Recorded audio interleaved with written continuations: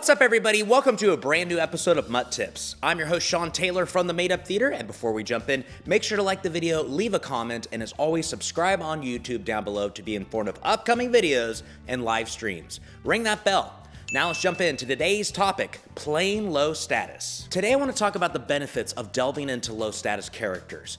I've made two videos in the past, episode 54 of MUT Tips. It's just all about status generally in improv, so if you want a better understanding of it, check out that video. And I also did a video about you having high status, which relates to you as a performer commanding the stage. That is something that's also important to check out as well. Something that I notice when it comes to playing status in improv scenes is that people sometimes can be more prone to playing high status characters over low status characters. And this could be for a number of reasons. You know, it might be because we have natural urges on stage to lead in a scene rather than to follow. Okay, let's charge. Wait a minute, I'm the leader. I'm the one that says when we go, charge! It might just be that teenage insecurity where we want to look cool on stage and not appear lame. I think you're cool, Homer Simpson. Sandra, that was mean. Or it might just simply be we want to win. I don't want to get paid to lose. I want to win! In scenes, we sometimes get overcome with that competitive urge to succeed in a scene, and then obviously the other person will lose and fail.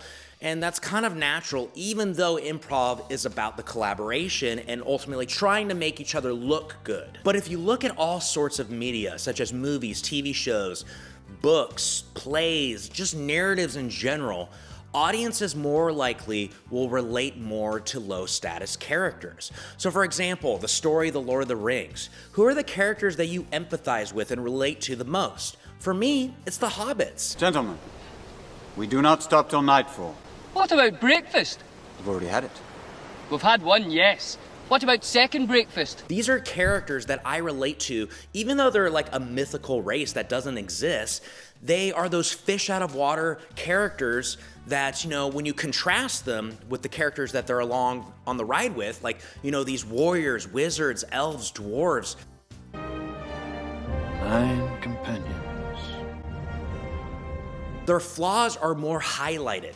You know, their flaws go beyond just their small stature. They're inexperienced. They're not fighters, and they make mistakes.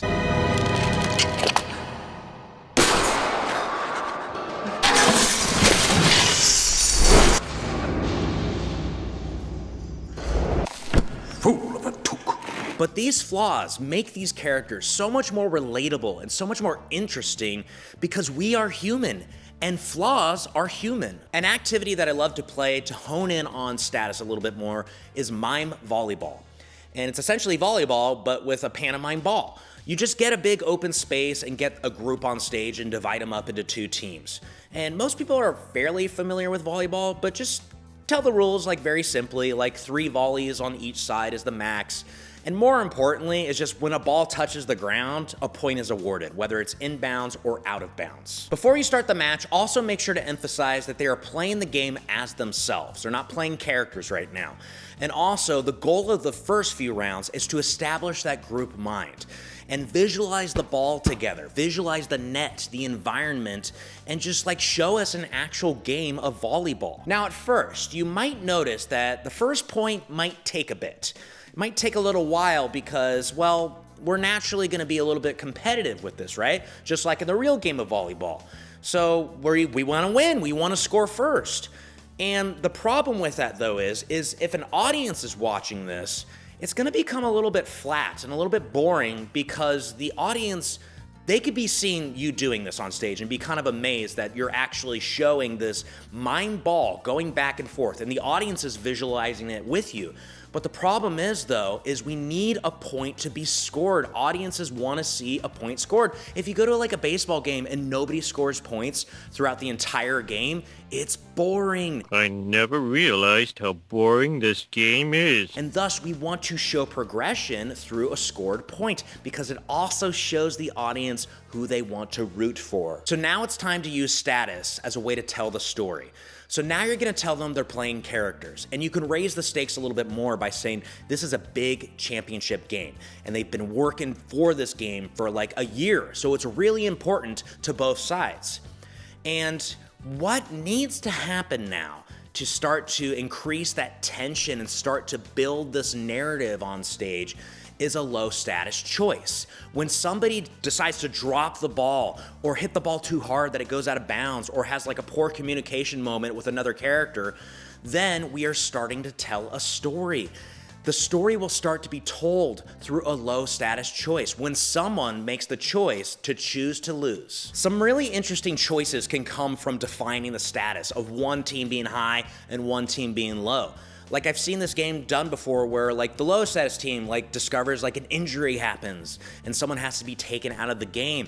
And the high status characters, since they have a clearly defined low status opponent, they could start to play into high status more, like starting to be kind of like bullies or very arrogant and chauvinistic. Johnny loves Chachi! This is just gonna help the audience know who to root for more, know who to invest in. So in conclusion, don't play perfect all the time. It's boring. And, you know, I don't want to watch Superman on stage. He's just impervious to everything and doesn't have any flaws. I want to see humans on stage. Even if you're playing a non-human, you could be a totally relatable, like, you know, the brave little toaster, for example. A very low status character that we relate to, even though it's an inanimate object, because it has human traits. Choose to lose more because that is going to lead to fun moments. It's a comedy of errors. Mistakes usually are done by low status characters just naturally because of their personality and the methods they go about to get what they want, and you know, they don't get what they want because they're flawed. And that is fun. That is an interesting story that you're telling on stage. So don't always worry about being cool. Try being lame. It's a lot more fun. It's true. It's true. We're so lame. And that concludes this episode of MUT Tips, everybody. Thank you so much for checking it out. I really appreciate it. Again, make sure to like, comment, and subscribe. And I will see you next time for another episode of MUT Tips. Bye.